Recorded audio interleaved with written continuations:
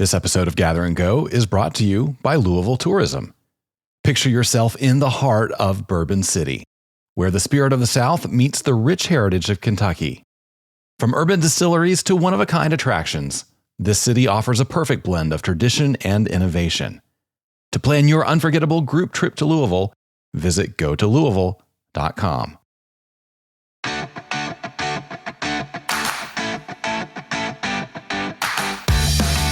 Well, hey there, everybody.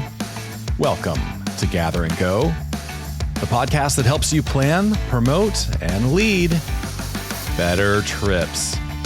I'm Brian Jewell. I'm your host, and I am feeling so thankful that you decided to spend some of your time with us today.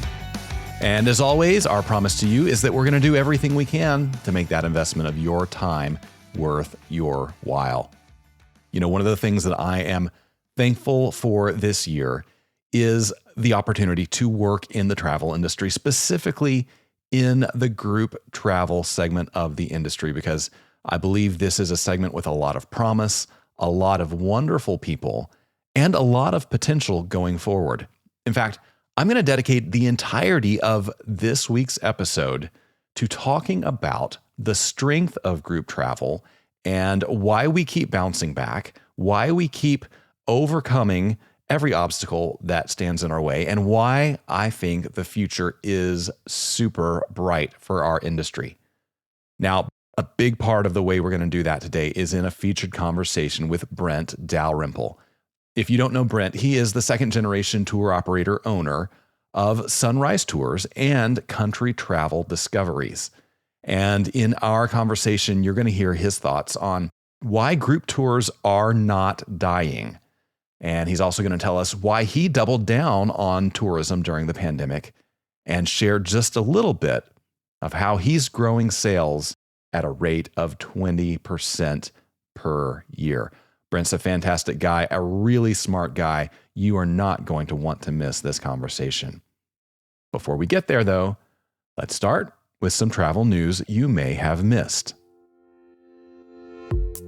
Destinations and tour suppliers are optimistic about their prospects for 2025.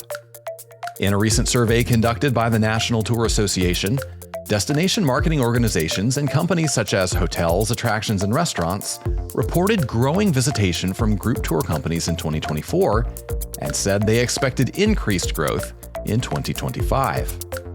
About 59% of respondents said they will finish 2024 with tour visitor numbers that are better or much better than last year, and 30% said their volume is about the same as last year. Now, looking ahead to 2025, about 2/3 of the association's supplier and destination members said they expect their visitation to increase over 2024, with 18% anticipating much better numbers. The optimism is especially strong among hotels, with 78% of hotels expecting to do better or much better with tour groups in 2025 than in 2024. In the same survey, nearly half of suppliers signaled they will increase prices for tour groups next year. 38% of suppliers anticipate rate increases of 9.9% or less, while 8% said they are considering rate increases of 10% or more. Now, there's much more to this survey that is worth reading. We're going to link to a full overview of the results in the show notes for today's episode.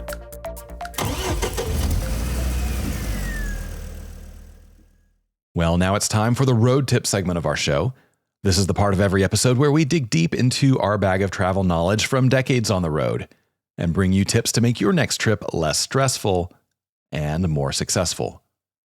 You know, my very favorite piece of swag that I have ever picked up at a tourism conference was this amazing multi-plug extension cord that is small enough to fit into my travel backpack, but big enough to turn one power outlet into 3.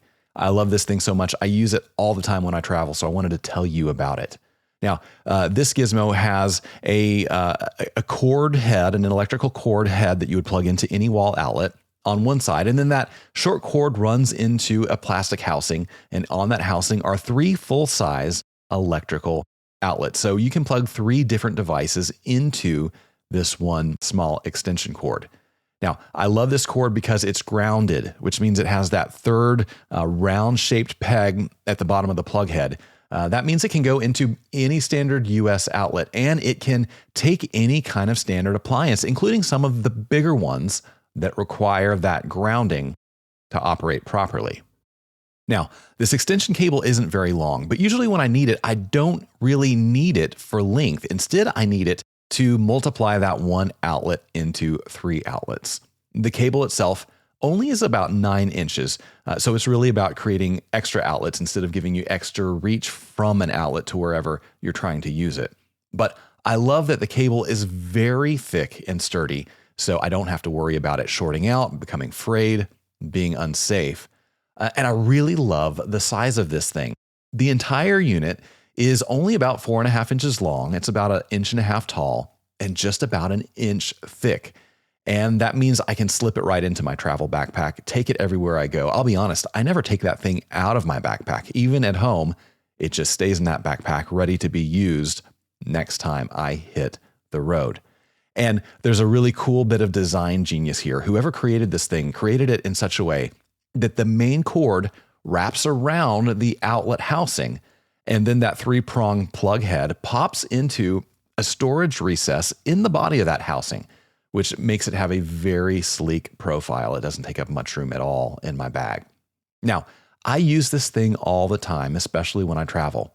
If I'm in an older hotel room that only has a few outlets, but I need to power multiple devices, then I just pop the plug into one of those outlets, and the housing gives me 3 different places to plug in devices. And if you're a modern traveler like me, you may find yourself needing to charge your laptop, your cell phone, your headphones, maybe a remote speaker or another piece of remote gear that you use all at once. And in a lot of older hotel rooms, there just aren't many power outlets. So this thing comes in super handy.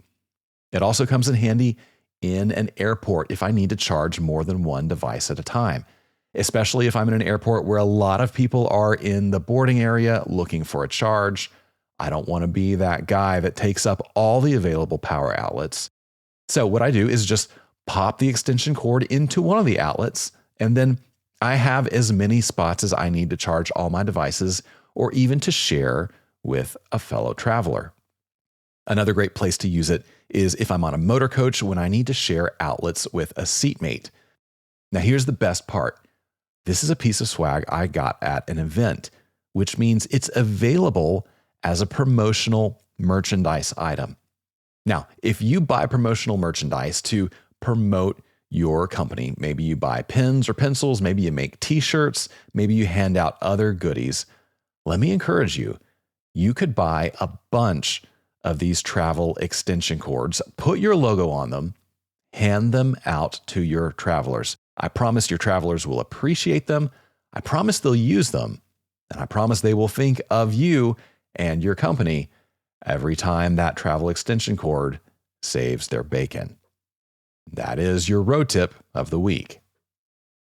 Now, before we move on, I want to take just a minute to share a little bit of news from us.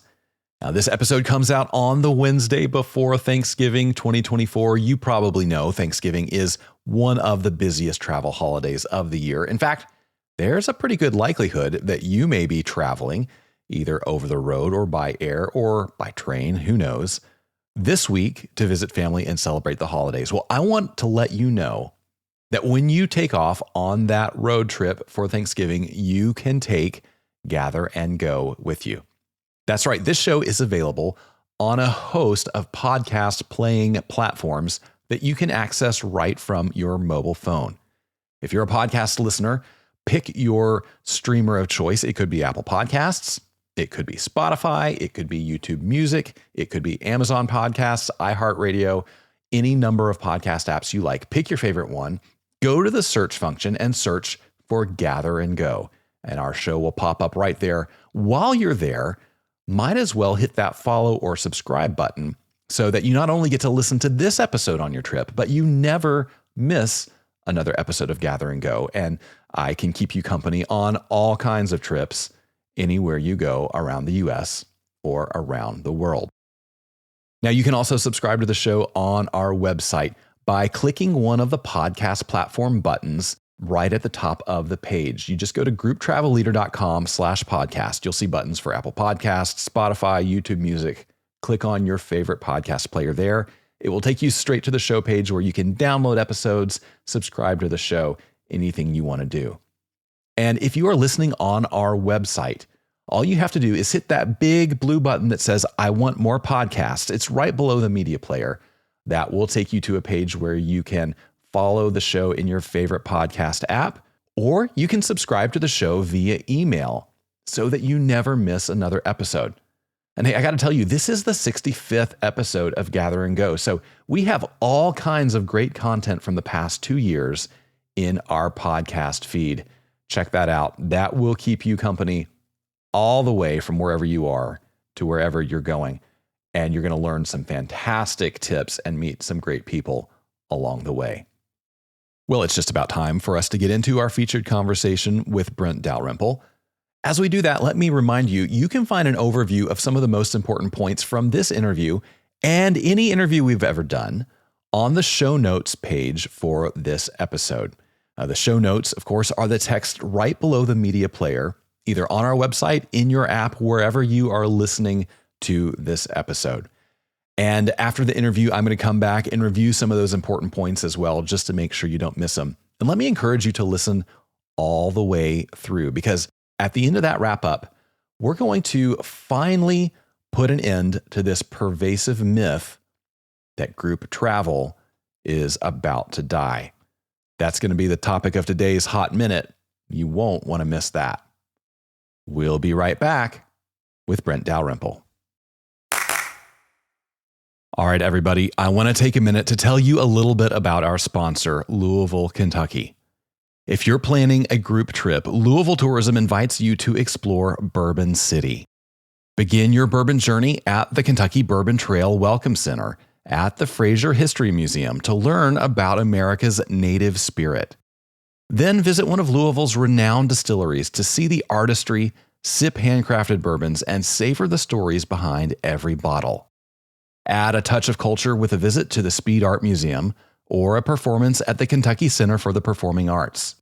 Sports fans can experience race day excitement at Churchill Downs, delve into horse racing history at the Kentucky Derby Museum, celebrate Muhammad Ali's legacy, and discover the craftsmanship of the iconic Slugger bats at the Louisville Slugger Museum and Factory. With its rich history and dynamic culture, Louisville is the ultimate destination for your group adventures. Learn more at gotolouisville.com.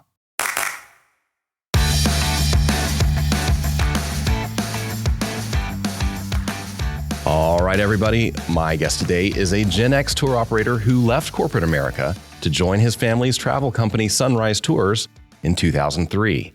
In the years since, he has taken the reins of the St. Louis-based company and also acquired Country Travel Discoveries in Elm Grove, Wisconsin.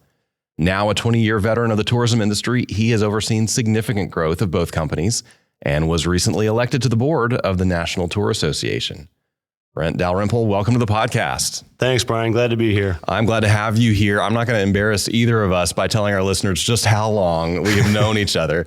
Suffice it to say, we met pretty early in both our careers, I think. We were on a familiarization tour in Poland and became fast friends, and it was a good time. Yeah, we'll just say it was over a decade ago. How's that? Let's say that, yeah. It was also before either of us had kids. Right. So right. A lot has changed since then.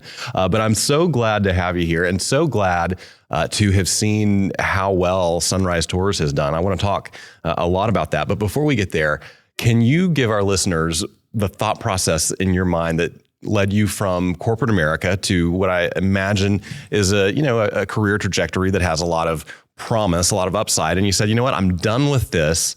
I'm going to go back and work for my parents at the tour company. What was going on in your head when you made that decision? Well, when I graduated from college, I had degrees in finance and economics. And like a lot of my fellow graduates, we went to the consulting world. I worked for Anderson Consulting for a few years. Then in the finance world, I worked on a bond trading desk for a few years. And after years kind of staring at a computer screen for 8, 9, 11 hours a day, I decided to make a change. Thankfully, my parents' business, my family's business, had grown to a point where they were ready to bring me on.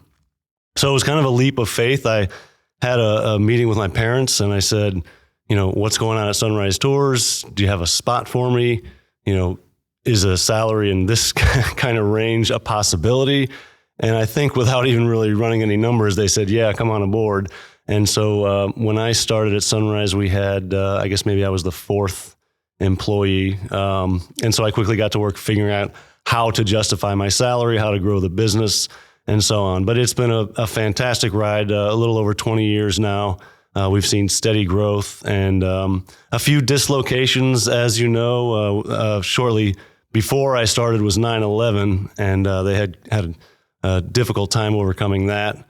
Then we had the financial crisis in 08 to 2010, and of course, a couple of years ago, COVID. But through all that, we've continued to grow, and it's been a great ride. Yeah, absolutely. And you a few years ago kind of bought out the rest of the family, and you're the guy now, right? Yes, for better or worse, I'm the guy. Yes, my sister and I bought my parents out when they retired, and then during COVID, it was quite a dislocation, of course. And at that time, I made an offer to buy my sister out.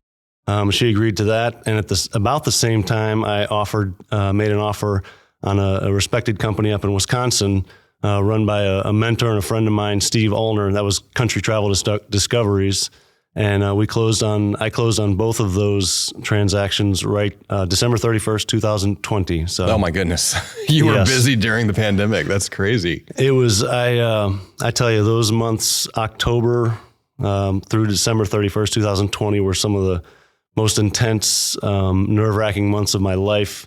When I refinanced our home, we collated all of our savings and basically put all our chips into the tour business. And now I can thankfully say it's turned out pretty well. But it was a pretty harrowing couple of months. Yeah. So, not to put too fine a point on it, but we were at the tail end of the worst year in the history of tourism. Right. And I'm assuming you had almost no revenue, as had everybody in tourism.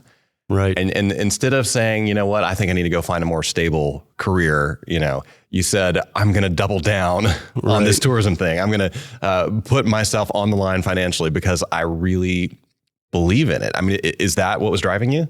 Well, yes. And in all fairness, throughout the summer of 2020, I was looking for other businesses. I was looking to buy other businesses, thinking about a new career. Because if you recall, we didn't know when or how travel would come back. Right. So I was actively pursuing other opportunities. It just so happens that Steve called me in October and said, if the right opportunity, if the right situation came up, I would consider selling Country Travel Discoveries. And at that point, my wife and I had some tough discussions and decided to do just that, kind of go all in on the travel business. Yeah. So what were the things that motivated that decision? What were the core values of the travel business that you were looking at that made you say, I really believe this is going to come back and come back well? I think the bottom line was I thought and I believed that travel is going to come back. People are going to want to travel together and see the world. And frankly, if it didn't come back, then the world was going to be so miserable right. that I was going to be miserable along with it. So yeah. I knew it would come back. We were prepared. Frankly, we had financial plans in place to weather into 2023, even 2024, without a full return to travel. Like I said, thankfully, it came back much faster and much stronger than any of us would have realized or would have hoped. But we were prepared for kind of a long haul of tightening our belts. Yeah, for sure. Well, I'm so glad it didn't work out that way for you and for our entire industry. Right. I mean, because we're here at NTA Travel Exchange right now with 1,000 of our friends and associates here, and we were all sweating. Yes. Right? I mean, that was a hard time for everybody. Now, you mentioned you came on after a hard time, 2001, 9/11. People who are younger, newer to the industry may not realize how disruptive that was. Tell us about the state of Sunrise Tours when you came on. Not only what the business was like, but how were you doing business? What did trips look like, and how has that evolved in 20 years? Yeah, so by the time I started, it was 2003, so it had come back quite a bit. We were, as I've said, a small family-owned business, and we ran mostly motor coach tours around the Midwest. We printed a newspaper style catalog and would plan perhaps 15 to 20 tours a year, one departure each. What I've seen over the years is a kind of a dramatic increase in interest in people traveling abroad. Nowadays, we will print a 120-page catalog, maybe up to a quarter of which is focused on international destinations. Wow. As well as all across the United States and Canada. The national parks and the Canadian national parks are huge for us. So I think it's definitely we've seen a bigger appetite for what you might call more exotic destinations. People's minds have expanded in thinking about different parts of the world. And we've grown right along with that demand and continue to try to offer new product and new destinations. Yeah.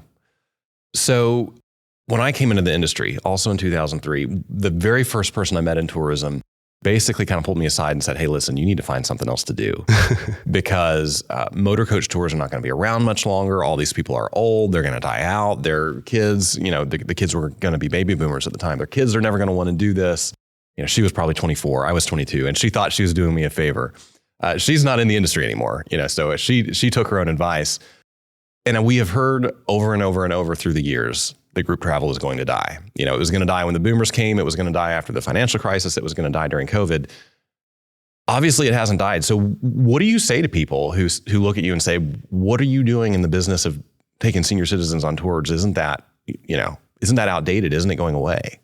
That's so funny because one of the first NTA conferences I attended, I went to a session where the topic was just that. The topic was baby boomers will not want to travel like this. Baby boomers, they want independent activities. They want more choices. They're not going to get on a bus and take a motor coach tour. And of course, at that time, I didn't know any better and I was terrified and thought, well, if that's the case, we're going to be out of business. But it's never happened. And I think the reason is, first of all, obviously generations are not monolithic thinking groups of people. Right. I mean, in the baby boomers, there's people that want to do things on their own. There's people that like the social aspect of traveling, just like any other generation. And the fact is the baby boomer is a big group of people. So the baby boomer bulge, if you will, we're in the heart of it right now. Yeah. It's a big population. And amongst that population, there are a lot of people that are attracted to the idea of a more social group travel opportunity. I think also, it's one thing to be, 65 years old, independent, drive yourself across the country, book your own airfare, find your own hotels, and so on. Maybe you want to do that at 65, but maybe by the time you're 70, 71 years old, you want to offload some of those tasks, and that's where we come in. We have it's a kind of a high level of personal service and interaction, and of course, there's the safety and the social aspect of traveling with a group. So I haven't seen it, thankfully. In fact, I think it's as robust a market as it's ever been. So we'll continue to try to serve those folks. Yeah. I'm sure there's no scientific way to quantify this, but I wonder if part of what we're seeing is boomers tend to work longer than their parents did. So that 65 that you mentioned is no longer a given that anyone's going to retire at 65. My parents worked past then. Lots of boomers I know work past then. So I wonder if some of it is these people, while they have the energy and the gumption to go do all that travel planning for themselves, they're just going to keep working because they've got the energy. Then when they retire at 70 or 75, they're like, okay, wait a minute. Right. I don't need to plan this trip myself. Right. And I think another big factor is people are healthier and more active for longer than they have ever been. Of course, life expectancy, I believe, is still extending, although the last couple of years it's kind of maybe topped off. But so you have people in their late 60s, early 70s, even late 70s that are still interested in traveling to Europe and taking an 8-hour flight across the pond. So I think that's really heartening also to see the health and activity level of folks into their retirement years. Yeah, absolutely. Do you have people who come on your trips and it's their first group travel experience? And what kind of reactions do you tend to hear from them? Yes, absolutely. What we hear from a lot of gentlemen, I think, when they take their first group tour is it's so nice to just sit back and relax and look out the window. And I'm not trying to be sexist, obviously, but of course, in generations past, the typical family trip was the family jumped in the back of the car, the dad drove, the mom looked at the map and planned where to stay and the meals. And so we hear a lot from first-time gentlemen travelers that they love the idea of relaxing and looking out the window. Most travelers that take their first group tour with us express the comfort and pleasure in traveling with a group. It feels safer. You always have someone to eat with at dinner if you like. There's a camaraderie that develops in group travel that's really hard to communicate in a catalog. And it's something that I think once you experience it, if that's your thing, you want to try it again. So it is a unique way to travel, I think. That camaraderie is so important. And you're right, it is very difficult to communicate. Somebody almost has to experience it to understand it. Right. Are you intentional about creating that camaraderie, creating a culture among the group that's going to bring people together? Absolutely, yes. In fact, one of the great tenets of a country travel discoveries tour that we've adopted at Sunrise Tour also is the idea of a welcome dinner on the first night of the tour. All the folks will get together for a drink and some appetizers, or more likely a dinner. And we'll actually invite everybody on the tour to introduce themselves, tell everybody a little bit about themselves, maybe where they retired or what their favorite hobbies are. And so from the first night, we're thinking, how do we develop this camaraderie? How do we make these people feel comfortable and happy to be traveling with their fellow travelers? So it's a big focus, and I think it's an important benefit of traveling as a group. Yeah, absolutely. So when we both started in group travel, one of the primary drivers of that buying decision, I feel like, was a perception of value. You know, with that World War II generation traveler, they may have grown up in the Depression, or they were heavily influenced by, a very thrifty parent or something like that. And so a lot of people marketed group tours as the cheapest way to travel. And you saw that in the way people built their tours and their itineraries and what they included and what kind of hotels they were staying in and what kind of meals they were including. How has that changed? How has your customers' perception of value changed, and how are you guys changing the product in response? Well, I think that's true. I think it's a good point, and I think it's still a component of group travel. We can, of course, try to get group rates at hotels, group airfare. So there is some cost savings. I think personally, our experience has been over the years a transition from a budget travel perspective or a budget focus to value, and they want more bang for their buck, if you will. So over the years, our tours actually have transitioned from a more value perspective to we like to say we try to surprise them with the quality of the hotel and the meals. For example, we visit Eastern Canada. We'll stay at the Fairmont hotels in Toronto and Ottawa and Quebec City and Montreal. And that's a high class 4 or 5 star property, which we would not have booked, 15, 20 years ago. Yeah. But we have a long standing relationship with the folks at the Fairmonts. They give us decent rates. And so when the folks take that tour with us, they say, wow, I'm on a motor coach tour and we're staying at the Fairmont, property. This is really a classy experience. So I guess I would say that it's still a component, but it's not necessarily a focus. The budget conscious nature of it. It's not a focus of what we're communicating to our folks. Yeah.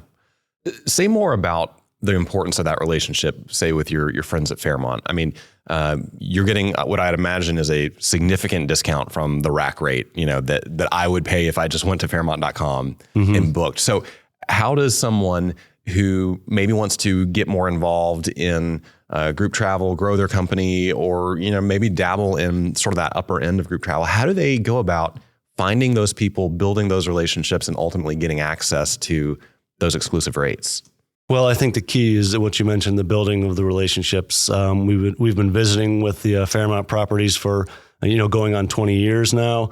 They know that when we say we need 26 rooms, we're going to use 26 rooms, which I understand is a big component of their perspective. If you have tour operators calling a hotel and say, I need 25, 26 rooms, and then you don't use them, that's a big pain for them. So I think the relationship nature of it, I think that, experience and longevity in the industry will help tour operators get those potentially good rates and establish those relationships.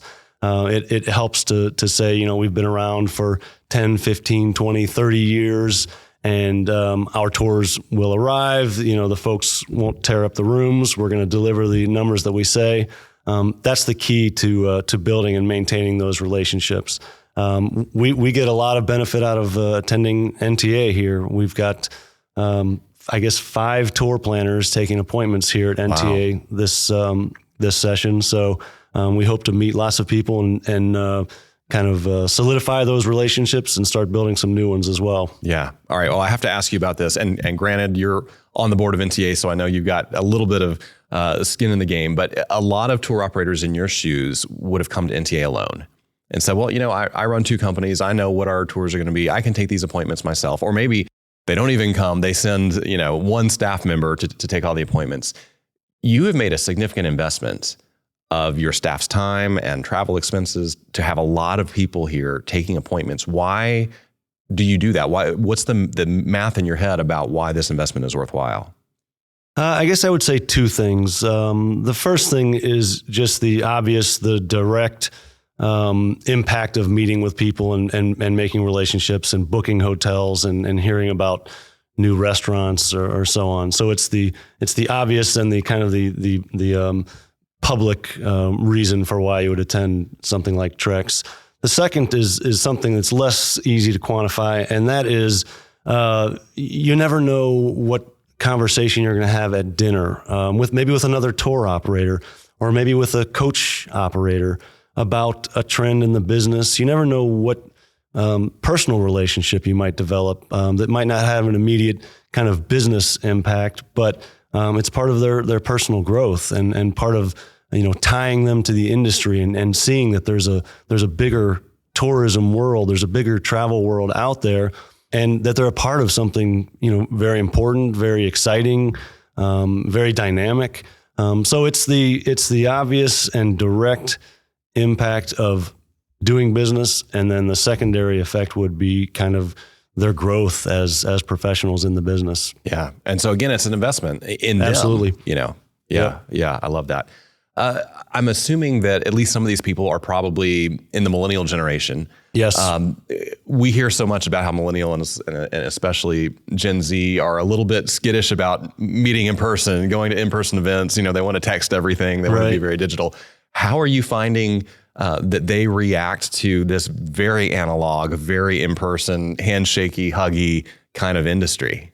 Well, unless they're fooling me, they do appreciate it. No, you're right. I don't know that we have anybody born in 2000, but I know we have a couple of folks born in the late 90s, which is amazing to me. But they've got tons of energy, good ideas, and I'm excited to have the next generation kind of coming into the industry. Yeah, absolutely. You probably know, and I certainly know, tour operators who have done this for a long time, who are reaching that retirement age, the way your parents did, who have kind of looked around and said, you know what, I think I'm just going to close up shop. To me, that's heartbreaking for a variety of reasons. I hate to see somebody with a valuable business not maximize that value. I also think of all their customers and clients who are going to miss out on an opportunity to travel. Do you see any ways that our industry could better enable those people to hook up with somebody from a different generation? Whether it's someone in their family or a new entrepreneur coming into the industry, how do we keep some of these legacy tour businesses going and transition to next generation leadership? That's a great question, and it is a challenge. And I have friends in the business that are kind of accepting that challenge and trying to address it.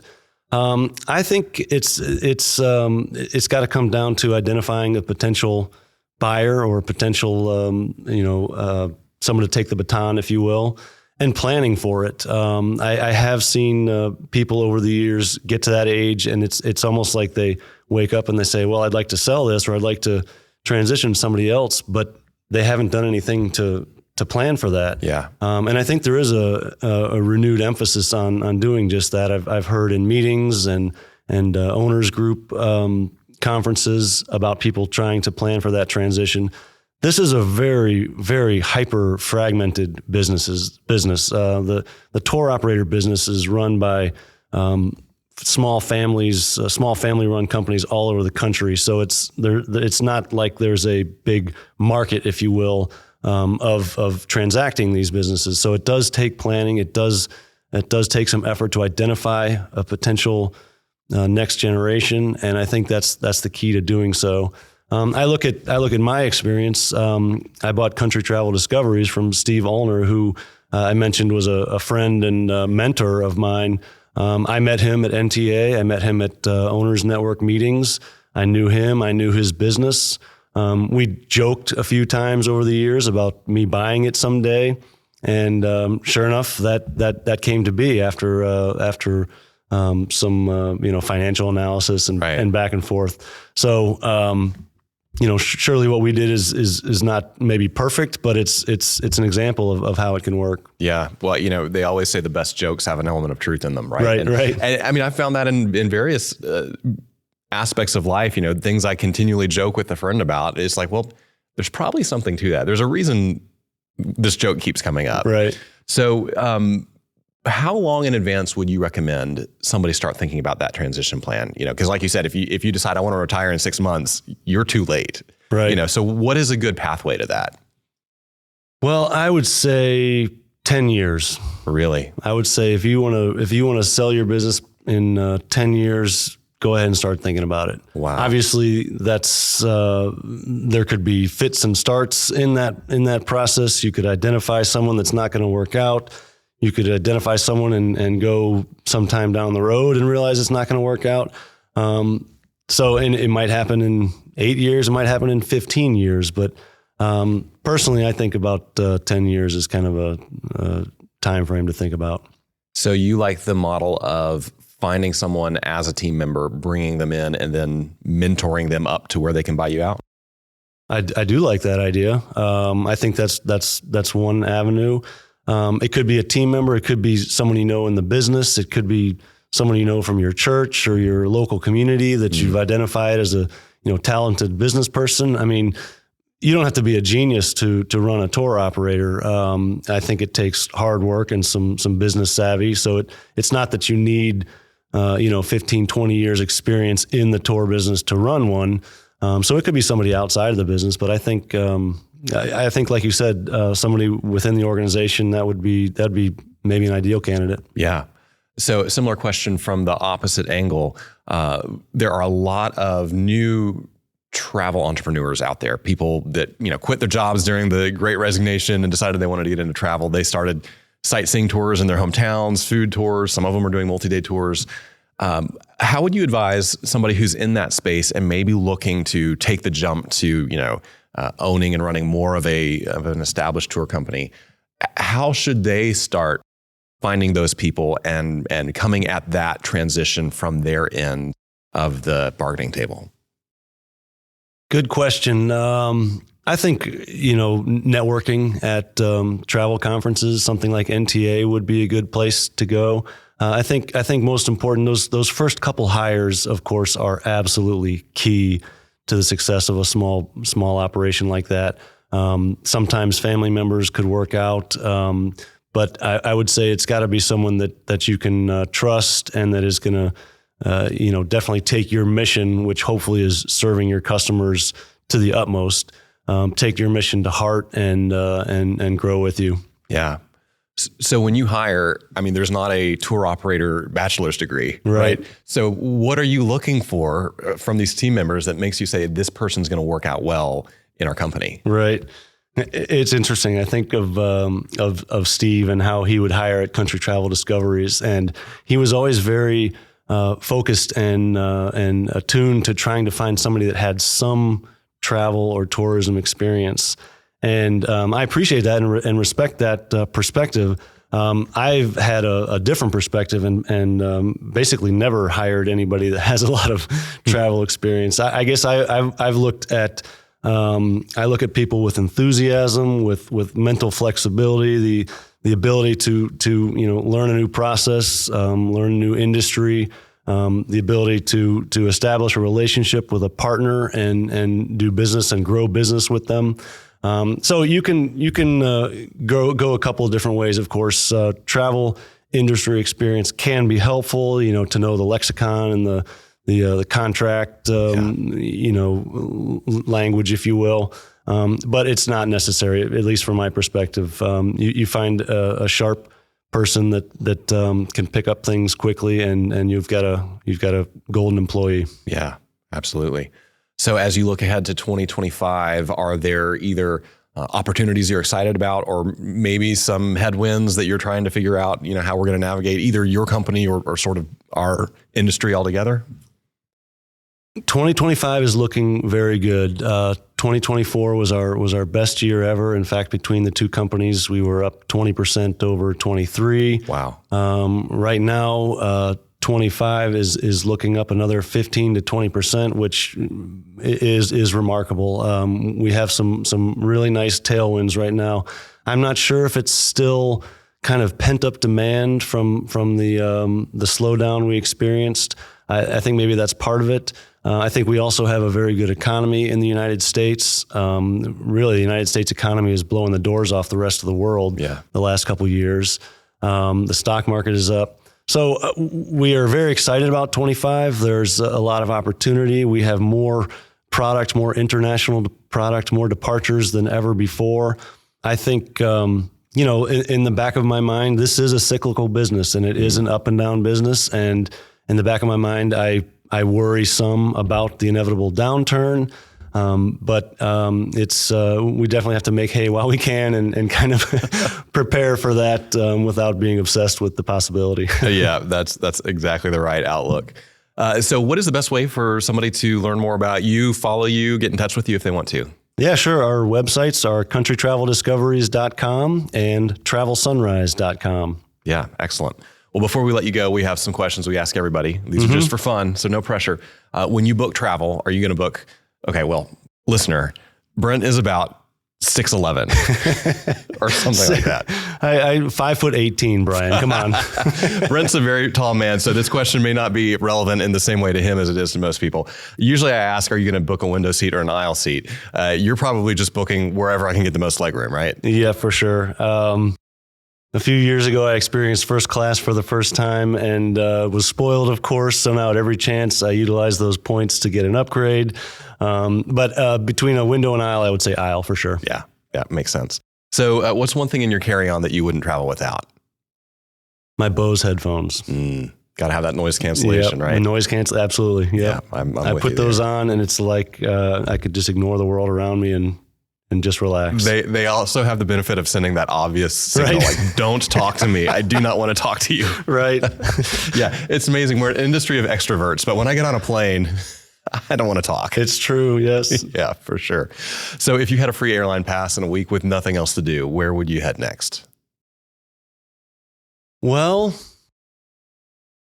I've not been to Scandinavia, believe it or not.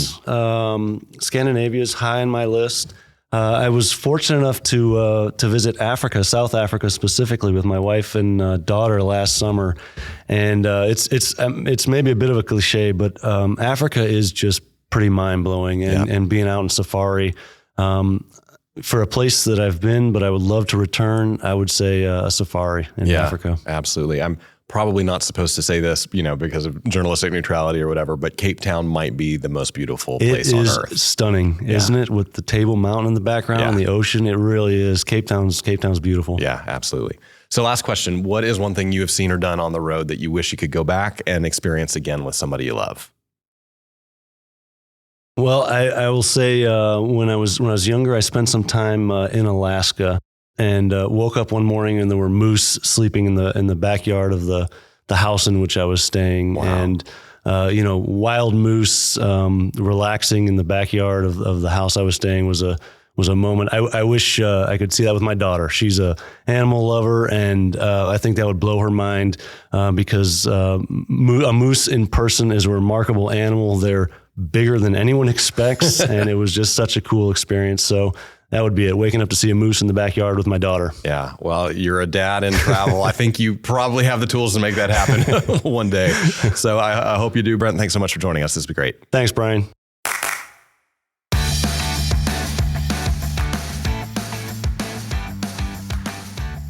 Well, I sure hope you enjoyed that conversation with Brent Dalrymple. Brent is a fantastic guy. As you can tell, he is a super smart guy, and he has found a way to make a successful career and build not just one, but two great businesses in the adult group travel space.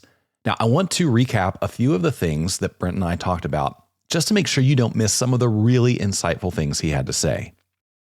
Now, when we were talking about changes in the tourism business, Brent said, what I have seen over the years is a dramatic increase in interest in people traveling abroad. Nowadays, we'll print a 120-page catalog, up to a quarter of which is focused on international destinations.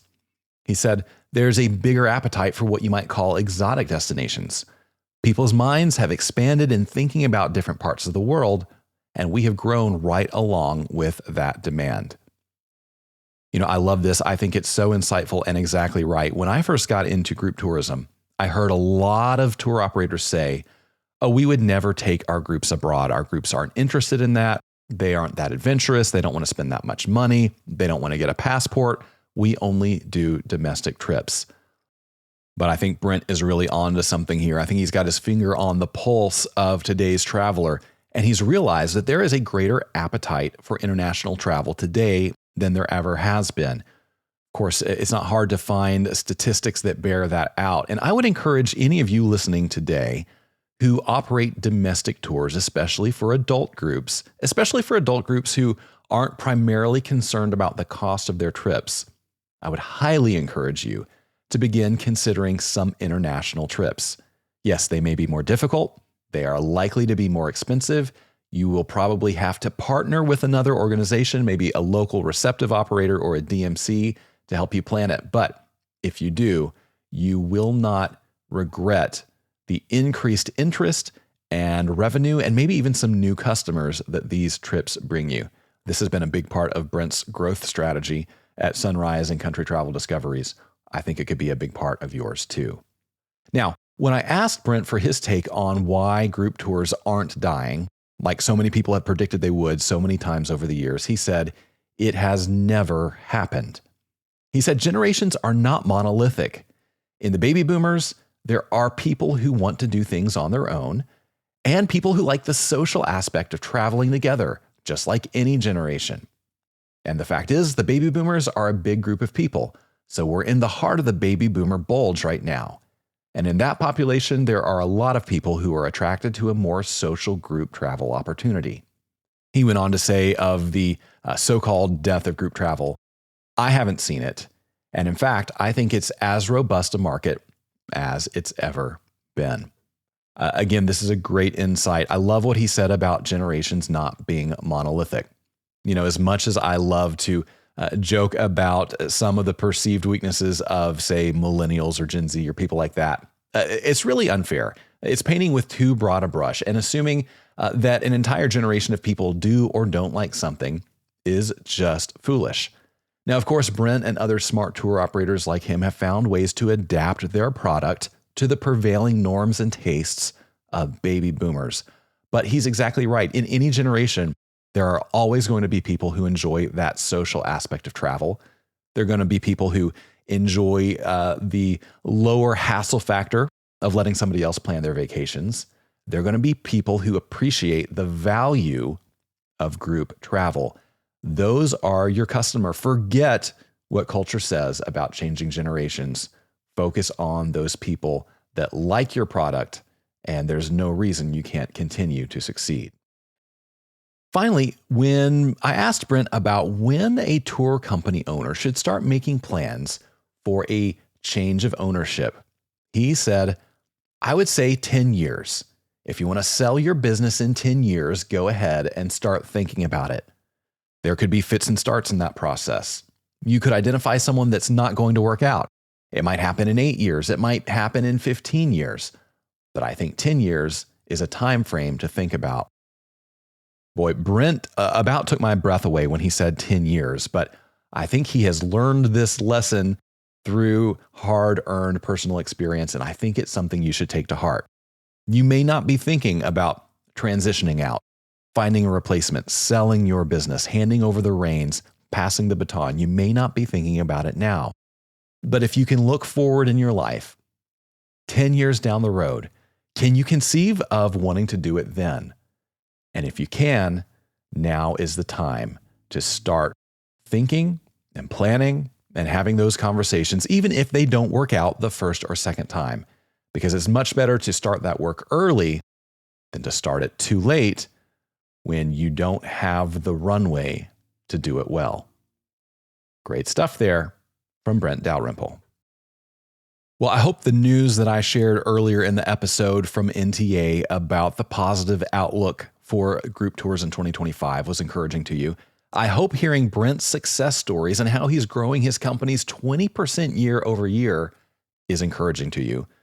But if for some reason you still aren't on board with this idea that group travel is healthy and thriving and not dying and has a bright future, I want to take 60 seconds to try to change your mind.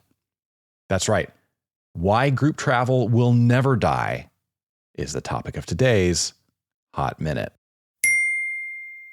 Yeah, that's right. The Hot Minute is the portion of the program where I take 60 seconds to give you my unfiltered thoughts on an issue that impacts tourism every day. Today, we're going to talk about why this case is closed. So, let's put 60 seconds on the clock and get into it. As long as I have worked in group travel, there have been doomsdayers claiming that the industry is about to collapse. And every time, they have been wrong. 9/11 didn't kill group travel. Neither did the subprime mortgage crisis, generational changes, or a global pandemic. And if those things couldn't take us down, I think it's safe to say the argument is over. The haters lost, and all of us who bet on group travel won. Every indicator I look at shows that group travel is booming today. And perhaps most encouraging is the fact that millennials and Gen Z seem to be discovering our industry, both as a way to travel and as a place to start new businesses. So next time someone tries to convince you that group travel is on the way out, you have my permission to tell them you've heard that one before. It's always been wrong. And it looks like it always will be. Well, that's the Hot Minute. That's how I see things anyway. Of course, as always, you're welcome to disagree with me, and we can still be friends. Although, frankly, if you don't agree with me, I wonder why you're listening to a group travel podcast. But hey, I'm glad to have you here either way. And hey, whether you agree or disagree, we would love to hear from you.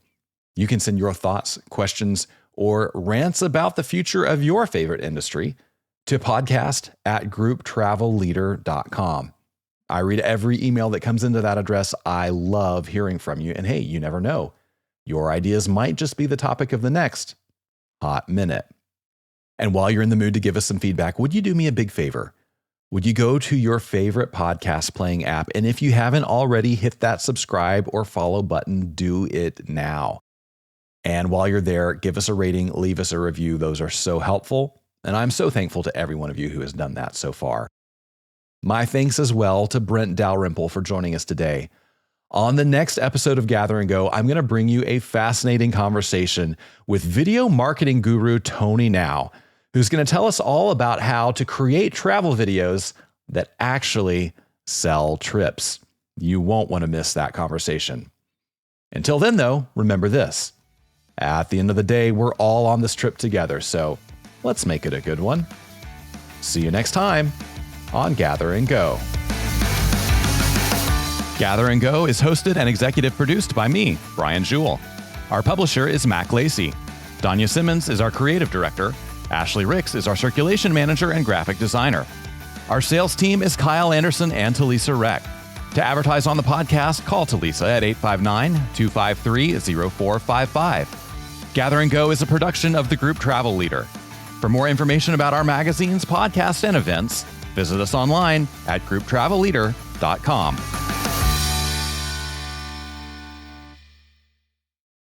This episode of Gather and Go was sponsored by Louisville Tourism. From sipping bourbon to exploring cultural gems, Louisville welcomes groups with open arms and endless possibilities. Begin planning your Bourbon City adventure at gotolouisville.com. untitled.com.